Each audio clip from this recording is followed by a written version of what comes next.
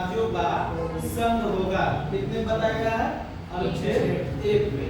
ठीक है, तो इसमें हम देखते हैं इसी के अंतर्गत क्या किया गया है कि 28 राज्यों के और 8 केंद्र शासित प्रदेशों के या संघ शासित प्रदेशों के बारे में वर्णन किया गया है।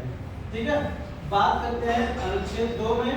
तो ये क्या करती है कि अनुच्छेद 2 संसद को ये ताकत देती है कि नए राज्यों की प्रवेश करना, ठीक है, भारत में, चाहे वह युद्ध के आधार पर, ठीक है, चाहे वह सहमति के आधार पर, आज के आधारों पर हम कह सकते हैं कि संसद विधि द्वारा नए राज्यों का प्रवेश या स्थापना कर सकती है।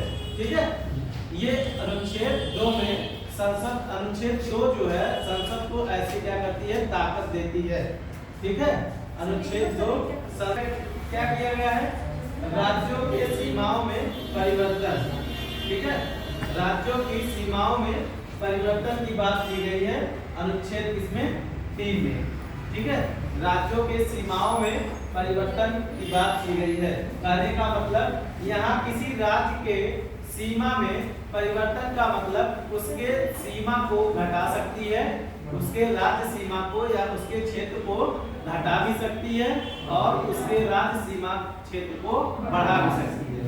इसमें यह भी सम्मिलित है कि दूसरे राज्य का, किसी दूसरे राज्य का सीमा घटा करके दूसरे राज्य का सीमा बढ़ा सकती है। ठीक है, और दूसरे राज्य क्षेत्र सीमा को घटाकर बढ़ा सकती है दूसरे राज्यों से लेकर। कहने का मतलब एक का कम भी कर सकती है और एक का क्या कर सकती है, बढ़ा भी सकती है। ठीक है, तो उनके सीमाओं में परिवर्तन, उनके नामों में परिवर्तन की भी बात इसी में की गई है, अनुच्छेद 3। ठीक है, अब फिर हम देखते हैं अनुच्छेद 4 में क्या बताया गया है कि 2 और 3 को मिला करके अनुच्छेद 4 बनाया गया है। अनुच्छेद 2 और 3 को मिला करके क्या बनाया गया है, अनुच्छेद 4। ठीक है, तो हम देखते हैं कि भाग 1 के अंतर्गत संघ तथा राज्य क्षेत्रों के बारे में जो बताया गया आपसे, ये जो है इसके अनुच्छेद 1 से 4 तक वर्णन किया गया है।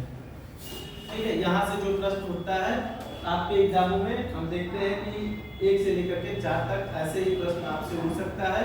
आपको राज्यों के नाम पता होना चाहिए, उनकी राजधानियों के नाम